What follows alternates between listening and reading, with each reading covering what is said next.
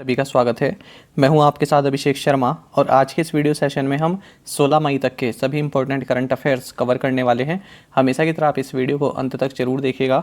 आज भी आपको काफ़ी कुछ जानने के लिए मिलेगा। साथ ही गाइस, इस सेशन को शुरू करने से पहले आप सभी को बताना चाहूँगा, यदि आप हमारे daily current affairs PDF, weekly PDF और मंथली PDF चाहते हैं तो इस वीडियो के फर्स्ट कमेंट में या फिर डिस्क्रिप्शन में दिए गए लिंक पर क्लिक करके पा सकते हैं।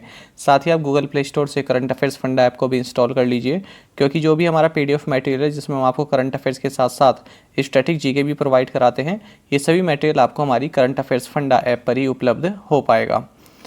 तो कोई भी अगर आपका डाउट है हमारे PDF कोर्स से संबंधित तो आप हमें कमेंट बॉक्स में ज़रूर लिखिएगा। तो चलिए फिर करते हैं शुरुआत इस वीडियो सेशन की। सबसे पहले 14 मई को पढ़े गए करंट अफेयर्स क्विकली रिवाइज कर लेते हैं। उत्कर्ष समारोह, जिसे प्रधानमंत्री नरेंद्र मोदी द्वारा संबोधित किया गया, ये गुजरात के भरूच में संपन्न हुआ।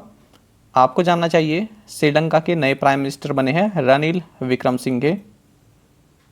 जाने माने आर्किटेक्ट बालकृष्ण विठलदास दोषी, इन्हें रॉयल गोल्ड मेडल 2022 से सम्मानित किया गया है। वर्ल्ड माइग्रेटरी बर्ड डे 2022, ये 14 मई को इस बार सेलिब्रेट किया गया।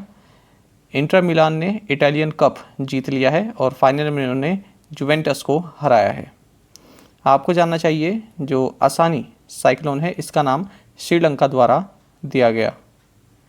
ISSF जूनियर वर्ल्ड कप, जहां भारत की रुद्रांश पाटिल ने गोल्ड मेडल जीता। ये वर्ल्ड कप आपका सुहल जर्मनी में जो है संपन्न हुआ है। आपको जानना चाहिए इंडिया का जो leading textile and garment manufacturing trade fair है जिसका नाम है गारटेक्स टेक्स प्रोसेस इंडिया, ये मुंबई महाराष्ट्र में इनोग्रेट किया गया है। NHPC को 2020-21 के लिए राजभाषा शील्ड का फर्स्ट प्राइज दिया गया।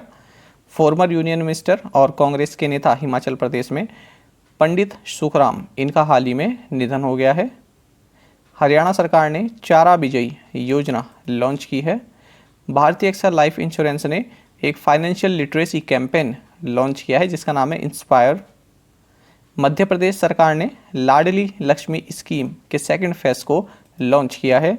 आपको जानना चाहिए इंडिया का फर्स्ट ट्राइबल हेल्थ ऑब्जर्वेटरी ये उड़ीसा में सेटअप किया जाएगा।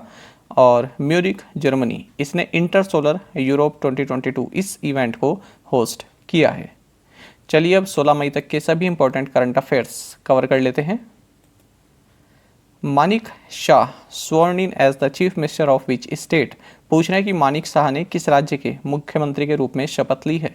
ऑप्शंस आपके सामने हैं। सही आंसर ऑप्शन बी रहेगा, त्रिपुरा। तो देखिए, त्रिपुरा में बीजेपी के स्टेट प्रेसिडेंट है मानिक शाह। इन्हें त्रिपुरा के गवर्नर सत्यदेव नारायण आर्य ने चीफ मिनिस्टर पोस्ट की शपथ दिलाई है। आपको जानना चाहिए अब तक त्रिपुरा के चीफ मिनिस्टर थे बिप्लब कुमार देव, जिन्होंने कि अब रिजाइन कर दिया है। त्रिपुरा की कैपिटल आप सभी जानते हैं कि अगरतला है। India defeated which team to win Thomas Cup title for the first time, पूछ रहे हैं कि भारत ने किस टीम को हराकर पहली बार थॉमस कप का खिताब जीता है। देखिए, काफ़ी महत्वपूर्ण क्वेश्चन है। आगे आने वाले जो भी आपके एग्जाम होंगे, मानकर चलिए यहाँ से क्वेश्चन आपको देखने के लिए मिलेगा। अब किस फॉर्म में पूछें, ठीक है, इसके लिए आपको पूरा डिटेल में ये क्वेश्चन पढ़ना होगा। चलिए जानते हैं। तो सही आंसर इसमें ऑप्शन सी है, इंडोनेशिया। तो देखिए, भारत की जो पुरुष बैडमिंटन टीम है, इन्होंने थॉमस कप का 32वां एडिशन 32वां एडिशन ये जीत लिया है। और ये जो थॉमस कप टाइटल जो थॉमस कप इवेंट हुआ, ये बैंकॉक थाईलैंड में हुआ है। और भारत ने यहाँ पर फाइनल में 3-0 से इंडोनेशिया को हराया है। आपको जानना चाहिए इस टूर्नामेंट में 16 देशों की टीम ने पार्टिसिपेट किया था। तो भारत की ओर से लक्ष्य सेन, किदाम्बी श्रीकांत और चिराग शेट्टी और सात्विक साईराज रानकीरेड्डी, इन्होंने अपने अपने मैचेस जीते हैं और 14 टाइम चैंपियन इंडोनेशिया को हराया है। तो इंडोनेशिया ने यहाँ पर सिल्वर मेडल जीता, यानी कि रनर्स अप रही। और जो ब्रॉन्ज मेडल जीता ये डेनमार्क और जापान ने जीता है। बात कर रहे हैं हम थॉमस कप की। अच्छा, आपको जानना चाहिए ऊबर कप। थॉमस कप और ऊबर कप दोनों ही बैडमिंटन संबंधित है, बस ये पुरुषों का इवेंट होता है और ये महिलाओं का इवेंट होता है। तो महिलाओं में जो ये 29वां एडिशन रहा ऊबर कप का, ये साउथ कोरिया की टीम ने जीता है। चाइना को इन्होंने हरा है फाइनल में। जैसे आप यहाँ पर देखते हैं थॉमस कप को क्या कहते हैं, वर्ल्ड मेंस टीम चैंपियनशिप, और उबर कप को क्या कहते हैं, वर्ल्ड वीमेंस टीम चैंपियनशिप। तो दोनों ही बैडमिंटन से संबंधित हैं और हर 2 साल में कंडक्ट की जाती है। ये भी आपके लिए महत्वपूर्ण रहता है। देखिए कोई भी इवेंट हो स्पोर्ट का, आप ये जरूर देखा करें कि वो हर साल होता है या 2 साल में होता है या फिर 4 साल में होता है। कई बार पूछ लेते हैं, जैसे अंडर 19 क्रिकेट विश्व कप जो होता है वो कई बार पूछा जा चुका है और वो हम मिस कर देते हैं कि वो कितने साल बाद होता है। तो इस तरह की जानकारी भी आपको रखनी चाहिए। Which state launched sally app for diagnosing controlling lifestyle diseases. पूछ रहे हैं कि लाइफस्टाइल रोगों के निदान नियंत्रण के लिए किस राज्य ने शैली ऐप लॉन्च किया है। ऑप्शंस आपके सामने हैं। सही आंसर ऑप्शन ए रहेगा, केरल। तो केरल गवर्नमेंट ने एक एंड्रॉयड ऐप लॉन्च किया जिसका नाम है शैली ऐप। तो इसका मकसद ये है कि राज्य में जो लोग हैं उनमें जो भी लाइफस्टाइल डिजीज़ हैं उनको डायग्नोस करना और उनके रोकथाम पर जोर देना। तो देखिए जो लाइफ स्टाइल डिजीज़ होती हैं यही होती हैं, डायबिटीज़ हो गया, high blood pressure, heart disease और लंग डिजीज़ेस। तो इनके बारे में इंफॉर्मेशन आपको इस ऐप पर मिल जाएगी, है ना। जैसे लिखा है the app would primarily collect information about these diseases, और उनसे संबंधित क्या क्या उपचार हो सकते हैं ये भी उस ऐप में बताया जाएगा। बाकी केरल के बारे में आपको जानना चाहिए। गवर्नर यहाँ के आरिफ मोहम्मद खान हैं, कैपिटल तिरुवनंतपुरम है और चीफ मिनिस्टर पिनरई विजयन है। Who has taken charge as president of the Confederation of Indian Industry CII? तो भारतीय उद्योग परिसंघ के अध्यक्ष के रूप में किसने कार्यभार संभाला है। ऑप्शंस आपके सामने है और सही आंसर ऑप्शन ए रहेगा, संजीव बजाज। तो CII यानी कि कन्फेडरेशन ऑफ इंडियन इंडस्ट्री, इसके नए प्रेसिडेंट बनाए गए हैं संजीव बजाज। संजीव बजाज बजाज फिनसर्व के चेयरमैन एंड मैनेजिंग डायरेक्टर हैं। तो 2022-23 के लिए प्रेसिडेंट बनाए गए हैं।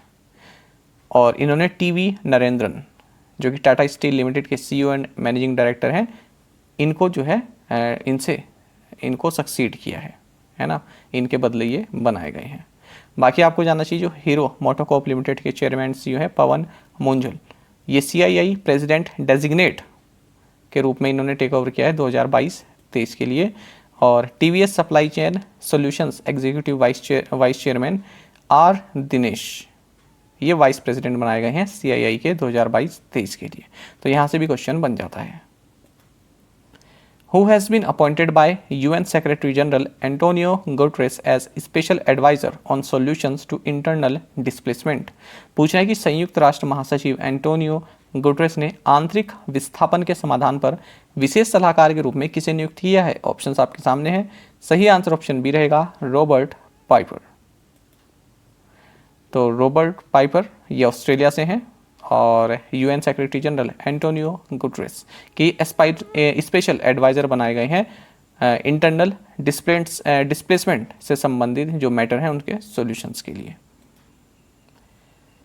The national intelligence service NIS of which country joint NATO's cyber defence group CDG?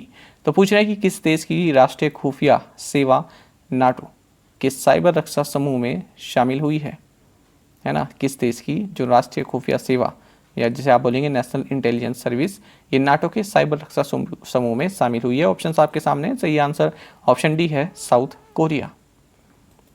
चलिए जानते हैं इसके बारे में। तो देखिए जो नेटो का ये cooperative cyber defence centre of excellence है जो कि टैलिन एस्टोनिया में है, तो इसमें कंट्रीब्यूटिंग पार्टिसिपेंट के रूप में साउथ कोरिया शामिल हुआ है। और इस ग्रुप में शामिल होने वाला जो साउथ कोरिया है ये सेकंड ईस्ट एशियन कंट्री बन गया है after Japan. Which state launched Adhigam scheme to distribute tablets to students? किस राज्य ने छात्रों को टैबलेट वितरित करने के लिए अधिगम योजना शुरू की है? ऑप्शंस आपके सामने हैं। सही आंसर ऑप्शन बी है, हरियाणा। तो हरियाणा सरकार ने अधिगम स्कीम लॉन्च की है जिसके तहत जो क्लास 10th और क्लास 12th के जो बच्चे हैं जो गवर्नमेंट स्कूल में हैं उनको जो है टैबलेट्स डिस्ट्रीब्यूट किए जाएंगे। तो लगभग 3 लाख टैबलेट्स यहाँ पर डिस्ट्रीब्यूट करने का प्लान है हरियाणा सरकार का। बाकी हरियाणा के बारे में हम पहले और क्वेश्चंस में हाल ही में हमने पढ़ा है, इसलिए दोबारा से उस चीज़ को नहीं रिपीट करेंगे, आगे बढ़ेंगे। Who has become the first ever Indian brand ambassador of luxury brand Louis Vuitton. तो लग्जरी ब्रांड लुई वुइटन की पहली भारतीय ब्रांड एम्बेसडर कौन बनी है? ऑप्शंस आपके सामने हैं। सही आंसर ऑप्शन डी रहेगा, दीपिका पादुकोण। तो दीपिका पादुकोण होंगी इसकी ये जो फ्रेंच लग्जरी ब्रांड है लुई वुइटन, इसकी ब्रांड एम्बेसडर। तो first ever Indian brand ambassador इसकी बनी है। अच्छा, दीपिका पादुकोण से संबंधित हमने एक और क्वेश्चन ये देखा था कि कान फिल्म फेस्टिवल जो है उसमें दीपिका पादुकोण ये ओनली इंडियन थी जो कि वहाँ पर जूरी बनाई गई थी। What is the theme for international day of families 2022? तो अंतर्राष्ट्रीय परिवार दिवस 2022 जो कि 15 मई को मनाया गया, इसका विषय क्या रहा है, इसका थीम क्या रहा है? ऑप्शंस आपके सामने हैं। सही आंसर ऑप्शन बी है, फैमिलीज एंड अर्बनाइजेशन। तो एक बात तो आप ये जानेंगे कि इंटरनेशनल डे ऑफ फैमिलीज ये 15 मई को हर साल मनाया जाता है और हर साल इसका थीम भी सिलेक्ट किया जाता है। इस बार 2022 में थीम है families and urbanisation. Which former Supreme Court जज is heading the 3-member Jammu and Kashmir delimitation commission. Supreme Court के कौन से पूर्व न्यायाधीश 3 सदस्यीय जम्मू और कश्मीर परिसीमन आयोग का नेतृत्व कर रहे हैं या फिर कर रही हैं? ऑप्शंस आपके सामने हैं। सही आंसर ऑप्शन डी रहेगा, रंजना प्रकाश देसाई। फिर से काफ़ी महत्वपूर्ण क्वेश्चन है, चलिए जानते हैं इसके बारे में। डिलिमिटेशन कमीशन मार्च 2020 में सेटअप की गई थी और इसमें फॉर्मर सुप्रीम कोर्ट जज रंजना प्रकाश देसाई हैं जो कि इसके चेयरमैन हैं और former chief election commissioner Sushil Chandra हैं जो कि हाल ही में रिटायर हुए हैं और chief electoral officer of Jammu and Kashmir के शर्मा। तो इन तीनों से मिलकर ये डिलिमिटेशन कमीशन बनाई गई थी। इसका मकसद क्या था? इसका मकसद ये था जो Jammu and Kashmir union territory है तो उसमें नई बाउंड्रीज, नेम्स और कितनी असेंबली सीट्स होने चाहिए, क्योंकि वहाँ पर चुनाव होने हैं, चुनाव कराएगी अब सरकार वहाँ पर, तो कितनी असेंबली सीट्स के लिए चुनाव हो, तो ये तय किया गया डिलिमिटेशन कमीशन के द्वारा। इन्होंने अपनी रिपोर्ट गवर्नमेंट ऑफ इंडिया को सौंप दी है। तो इन्होंने अपनी रिपोर्ट में क्या कहा है जल्दी से देख लेते हैं। तो ये जो 3-member डिलिमिटेशन कमीशन है इसने क्या किया है, जो जम्मू रीजन है जहाँ पर कि हिंदू मेजोरिटी है वहाँ पर 43 सीट्स इसने चिन्हित की हैं और जो मुस्लिम मेजोरिटी कश्मीर है वहाँ पर 47 सीट्स जो है इसने चिन्हित की है। टोटल इसने कहा है कि जो Jammu and Kashmir union territory है इसकी असेंबली में 90 सीट्स होनी चाहिए। पहले कितनी थी? 83 है ना। तो अब कितनी ज़्यादा हो गई है? 7 ज़्यादा की है इन्होंने। अब जो 7 ज़्यादा की हैं उनमें से 6 तो जम्मू के पास गई हैं, है ना, और 1 गई है कश्मीर के पास। तो इससे क्या हुआ, अब जो कश्मीर का रिप्रेजेंटेशन है यूनियन टेरिटरी में वो 52.2% हो गया है। पहले 55.4% था, जबकि जम्मू का रिप्रेजेंटेशन अब बढ़ गया है, 44.6% से बढ़कर 47.8% हो गया है। और ये जो पूरी डिलिमिटेशन एक्सरसाइज हुई है ये 2011 की सेंसस के हिसाब से हुई है। देखिए, इस तरह की इन्फॉर्मेशन साथ में बतानी पड़ती है, तभी एक क्वेश्चन का जो है सार आपको समझ में आता है कि आखिर इस क्वेश्चन में कहना क्या चाह रहा है। क्योंकि कई बार देखा है कुछ एस्पिरेंट्स कमेंट में ऐसा लिखते हैं कि इस तरह की चीज़ें बताने की कोई आवश्यकता नहीं थी। इसकी आवश्यकता बिल्कुल होती है, तभी तो पूरा क्वेश्चन सेट होता है। केवल अगर इसको मैं छोड़ दूंगा और केवल इतना बताऊंगा तो वो एक आधा अधूरी चीज़ होती है, ठीक है। तो इसलिए इस तरह की चीज़ बतानी जरूरी है कि आखिर हो क्या रहा है, जम्मू एंड कश्मीर में हो क्या रहा है, डिलिमिटेशन कमीशन क्या है। इसलिए आपको जो है थोड़ा पेशेंस बनाए रखना जरूरी होता है इस तरह के क्वेश्चंस में। देखिए, सीखने को तो ये मिला है, भले ही आपके एग्ज़ाम में आए या ना आए, पर कुछ तो आपने सीखा है कि डिलिमिटेशन कमीशन क्या है और किस तरह से अब सीट्स यहाँ पर बटी हैं। चलिए आगे बढ़ेंगे। आपको जानना चाहिए कि जो last delimitation exercise Jammu and Kashmir में ये 1995 में हुई थी। International day of light is celebrated on which day? अंतर्राष्ट्रीय प्रकाश दिवस किस दिन मनाया जाता है? ऑप्शंस आपके सामने हैं। सही आंसर ऑप्शन सी रहेगा, 16 मई। तो इंटरनेशनल डे ऑफ लाइट ये 16 मई को हर साल सेलिब्रेट किया जाता है, क्योंकि 1960 में इसी दिन जो लेज़र है सबसे पहले उसका जो ऑपरेशन है वो सक्सेसफुल ऑपरेशन किया गया था, यानी कि उसको टेस्ट किया गया था जो लेज़र है। किसके द्वारा? जो फिजिसिस्ट एंड इंजीनियर रहे थियोडोर मेमन। इनको जो है इन्वेंटर भी बोलते हैं लेज़र का। लेज़र की इन्वेंशन जो है इन्हीं के द्वारा की गई थी। RailTel launched PM Vani based access to its Wi-Fi at how many railway stations? पूछ रहा है कि रेलटेल ने कितने रेलवे स्टेशनों पर अपने वाईफाई के लिए पीएम वानी आधारित पहुंच शुरू की। ऑप्शंस आपके सामने हैं, सही आंसर ऑप्शन सी रहेगा 100। चलिए जानते हैं। रेलटेल आप सभी जानते हैं एक मिनी रत्न पीएसयू है, तो इसने पीएम वानी स्कीम के तहत, पीएम वानी मतलब prime minister wifi access network interface. अब यहाँ से पूछ लेते हैं कि आई का मतलब क्या है, तो आई का मतलब क्या है इंटरफेस। कई पूछ लेते हैं ए का मतलब क्या है, ए का मतलब है एक्सेस। तो इस तरह से भी क्वेश्चन बनते रहते हैं। तो देखिए इस स्कीम के तहत इसने अपनी पब्लिक वाईफाई सर्विसेज 100 यानी कि 100 रेलवे स्टेशंस पर जो है उपलब्ध करा दी हैं। तो ये आपको जानना चाहिए। और इस वाईफाई सर्विसेज को किसके द्वारा लॉन्च किया गया? जो रेलटेल के चेयरमैन एंड मैनेजिंग डायरेक्टर हैं पुनीत चावला, इनके द्वारा। तो अब जो भी एंड्रॉयड यूज़र्स हैं वो एक मोबाइल ऐप आएगी वाई डॉट, है ना, तो इसको गूगल प्ले स्टोर से इंस्टॉल कर सकते हैं और इस सुविधा का ये जो सर्विस प्रोवाइड कराई गई है इसका लाभ ले सकते हैं। Union home and corporation minister Amit Shah inaugurated the national cyber forensic laboratory in which city? केंद्रीय गृह और सहकारिता मंत्री अमित शाह ने किस शहर में राष्ट्रीय साइबर फोरेंसिक प्रयोगशाला का उद्घाटन किया? ऑप्शंस आपके सामने है, सही आंसर ऑप्शन सी है हैदराबाद। तो union home and corporation minister हैं अमित शाह, इन्होंने formally national cyber forensic laboratory Hyderabad Telangana में जो है इनोग्रेट किया है। तो कहाँ पर है ये? सेंटर फोरेंसिक साइंस लेबोरेटरी जो है आपकी रमनथापुर में, है ना, हैदराबाद तेलंगाना में। तो यहीं पर इसको इनोग्रेट किया गया है। मतलब पूरा एक ही चीज़ है ये, जो रमनथापुर हैदराबाद तेलंगाना, इस तरह से आप पढ़ेंगे इसको।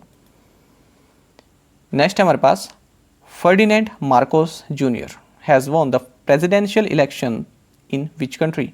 तो फर्डिनेंड मार्कोस जूनियर ने किस देश में राष्ट्रीय चुनाव जीता है? सही आंसर ऑप्शन डी है फिलीपींस। तो फिलीपींस के राष्ट्रपति अब बनने जा रहे हैं फर्डिनेंड मार्कोस जूनियर। आपको जानना चाहिए फिलीपींस के बारे में। कैपिटल मनीला है, करेंसी पेसो है।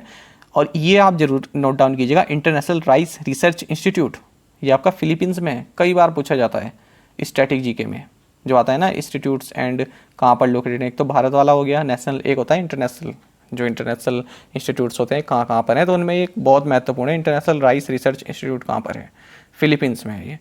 दूसरी बात आप सभी जानते हैं एशियन डेवलपमेंट बैंक भी यहीं पर है फिलीपींस में, मनीला में। तो ये देख सकते हैं आप, ये है आपका Philippines. Scientists from the Event Horizon Telescope facility revealed the first image of the black hole at the center of the Milky Way. What is the name of the black hole? Event horizon telescope facility के वैज्ञानिकों ने milky वे के केंद्र में black hole की पहली image जारी की है। इस ब्लैक होल का नाम क्या है, ये आपको बताना है। काफ़ी महत्वपूर्ण क्वेश्चन है और सही आंसर ऑप्शन डी है सैजिटेरियस ए स्टार। चलिए जानते हैं।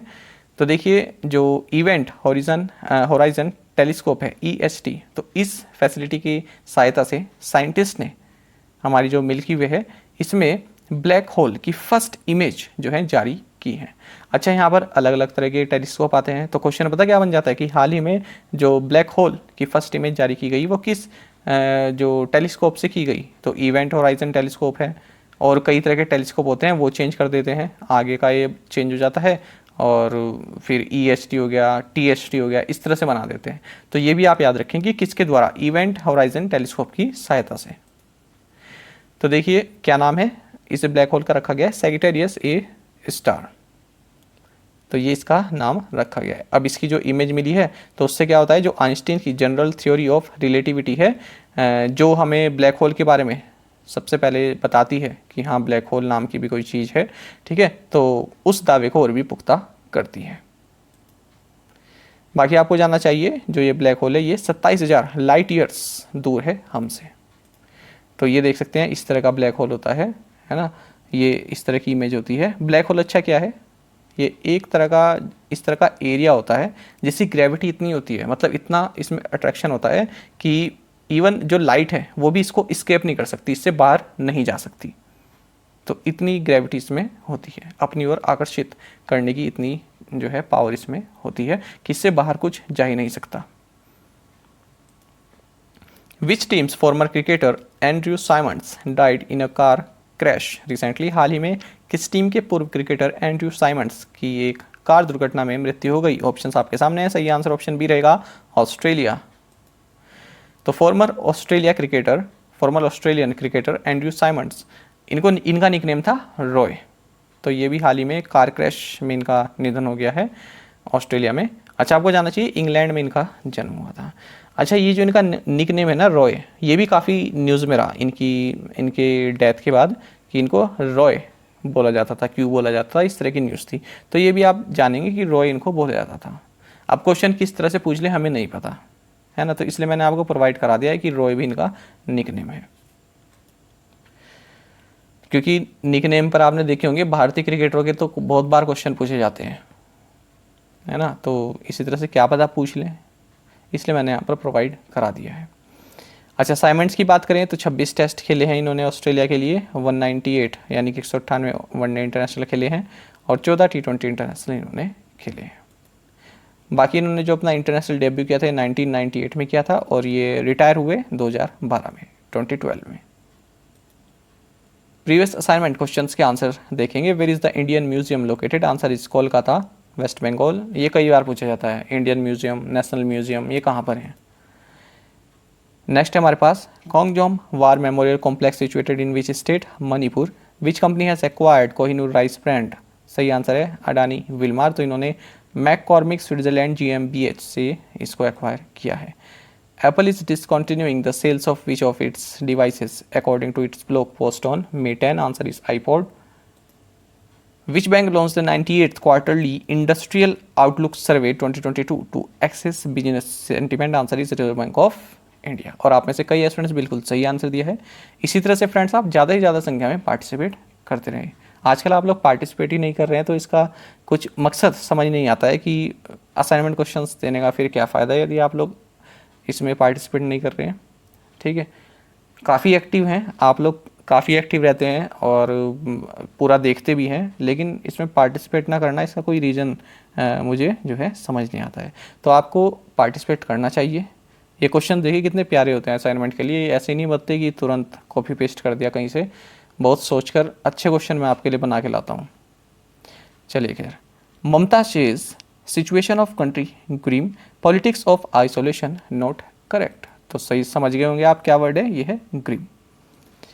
ग्रीम का मतलब क्या होता है, गंभीर, अप्रफुल्लित, वेरी सीरियस, नॉट स्माइलिंग, या फिर आप कहेंगे अनप्लीजेंट और वरिंग, यानी कि अप्रिय या चिंताजनक। जैसे आप देख सकते हैं the news is grim I am afraid, ये न्यूज़ जो है ये चिंताजनक है और मैं काफ़ी डर गया हूँ, भयभीत हूँ। तो यहाँ पर ममता बनर्जी कह रही हैं कि जो देश की जो सिचुएशन है वो ग्रीम है, वो काफ़ी अनप्लीजेंट है, दुखदाई है, काफ़ी सीरियस है, चिंताजनक है, और जो पॉलिटिक्स ऑफ आइसोलेशन है ये करेक्ट नहीं है। जो डिवाइड एंड रूल की पॉलिटिक्स है वो सही नहीं है। निशाना किस पर है, बीजेपी पर, है ना। तो ये कह रही है कि सिचुएशन जो है देश की वो चिंताजनक है। यहाँ पर देखेंगे worrying, without hope, the future looks grim, जो फ्यूचर है वो काफ़ी चिंताजनक लग रहा है, कोई उम्मीद नहीं दिखाई देती। तो इस तरह की चीज़ों में यूज़ होता है ग्रीम। जैसे देखिए वरीड एंड सीरियस और सैड, जैसे her face was grim as she told them the bad news. उस लड़की का फेस जो है काफ़ी ग्रीम था, काफ़ी चिंताजनक हो गया था, क्योंकि उसने किसी दूसरे लोगों को बैड न्यूज़ दी थी। ऐसी ये देखें आप एग्जाम्पल, और China faces grim economic prospects expert से, ये एक न्यूज़पेपर की हेडलाइन है, आजकल की है। तो चाइना जो है ग्रीम इकोनॉमिक प्रोस्पेक्ट्स को जो है फेस कर रहा है, यानी कि चिंताजनक, वहाँ के जो इकोनॉमिक आंकड़े हैं वो जो है काफ़ी चिंताजनक है, उनकी जो इकोनॉमिक कंडीशन है वो काफ़ी चिंताजनक है, ऐसा एक्सपर्ट कह रहे हैं। क्योंकि चाइना तो ये चीज़ें बताता नहीं है, ठीक है, तो जो एक्सपर्ट है उन्होंने अनुमान लगाया है। इन्फ्लेशन नेशन, भारत की बात हो रही है। Tighten your belts, current price rise cycle will likely to be long and grim. तो इन्फ्लेशन की बात कर रहे हैं कि जो फिलहाल जो एक करंट प्राइजेस जो बढ़ रहे हैं, हर चीज़ के रेट आप देखे होंगे, सभी चीज़ों के लगभग बढ़ ही रहे हैं। तो ये काफ़ी लॉन्ग चढ़ने वाला है और ये काफ़ी ग्रीम रहेगा, काफ़ी चिंताजनक रहेगा, काफ़ी दुखदाई रहेगा, है ना, सभी की जेब पे जो है काफ़ी भारी पड़ने वाला है। तो इस तरह का मतलब है यहाँ। आज के असाइनमेंट क्वेश्चंस देख लेते हैं। Which airport in India is named after Swami Vivekananda. Whose multipurpose national project is located in which state or UT? International day of living together in peace is celebrated on which day?